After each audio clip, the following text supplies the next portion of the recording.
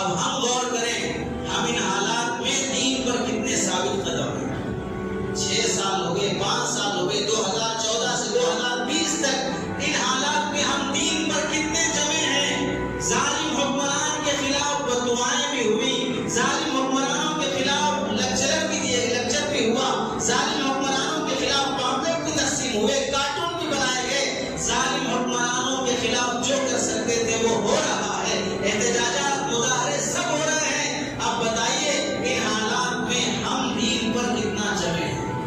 ان حالات میں کیا میں نے اپنا جھوٹ چھوڑا؟ ان حالات میں میں نے سود چھوڑا؟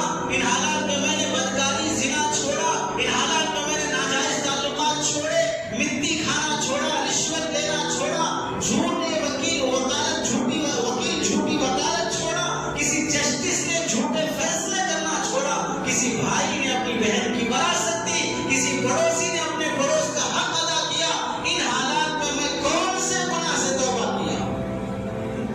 میری وجہ سے کسی مسجد میں مکتب قائم ہوا، چھوٹے بچے کلمہ پڑھنے لگے، دعائیں سیکھنے لگے، سورہ پڑھنے لگے، کسی اسکول میں حیا والی لڑکیاں پیدا ہونے لگی، کسی محلے میں کوئی اجتماع میری وجہ سے قائم ہوا، کوئی دارالفتہ قائم ہوا، کوئی دارالقضا قائم ہوا۔ میں اپنے مسائل علماء سے پوچھنے لگا، میں اللہ والوں کی تاریخ اور اولیاء کی زندگیاں پڑھ کر میں سنت فجر کا پابند بنا، جماعت کی نماز جماعت سے پڑھنے لگا، فرض نمازیں مسجد میں اہتمام سے ادا کرنے لگا۔ ان حالات میں ہمارے مسجد کے مصلیوں کی تعداد بڑھی، ہمارے گھر کی عورتوں میں پردے کا اہتمام ہوا، ہمارے بزنس اور تجارت کرنے والے تاجر امانتداری اور سچائی پر آئے، ہمارے لا جاننے والے وکیل صحیح وکالت کرنے پہ آئے، ہمارے اسکولوں کے ٹیچر اور سر اور پرنسپل اپنے پاس پڑھنے والے بچوں کو صحیح ہسٹری بتانے والے، اولیاء علماء اور اسلاف کی قربانیاں بتانے والے بنے، کسی مسلمان آنے والی بیوہ کا کیس فری میں لڑنے والے بنے۔ کون سی نیکیاں ہمارے اندر زندہ ہوئی؟ کون سے گناہوں سے ہم نے توبہ کیا؟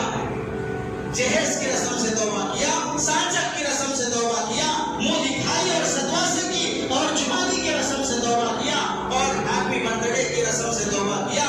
کون سی رسم جو غیروں کی میرے اندر آئی ہے؟ کون سی بے حیائی جس پر میں عزت اور فخر کے ساتھ گرا ہوں؟ کون سے گناہ سے میں نے توبہ کیا ہے؟ میرا چہرہ سنت کے مطابق بنا، میرا لباس سنت کے مطابق بنا، میری اولاد اسلامی اور مسلمان اولاد بنی۔ میرے محلے جس محلے میں میں رہتا ہوں وہاں کے مسلمانوں کے پاس سے گزرو تو تمہیں محسوس ہوگا کہ مسلمانوں کا محلہ ہے، یہ نیک لوگوں کا محلہ ہے، یہ عبد القادر جیلانی، جنید بغدادی، صابر کلیانی، معین الدین چشتی کے ماننے والے لوگ ہیں، یہ عاشق رسول ہیں۔ ان کے گھروں سے درود کی آواز آئے گی، ان کے گھروں سے تلاوت کی آواز آئے گی، ان کے گھروں سے اولیاء کے قصے، صحابہ کے قصے، نبی کی سیرت کے قصے تمہیں سنائی دیں گے۔ کیا ہوا؟ نہیں، گھروں میں گانے بند نہیں ہوئے، تمہاری شادیوں میں ناچنے والے ہیروں کو بلانا بند نہیں کیا گیا، تمہارے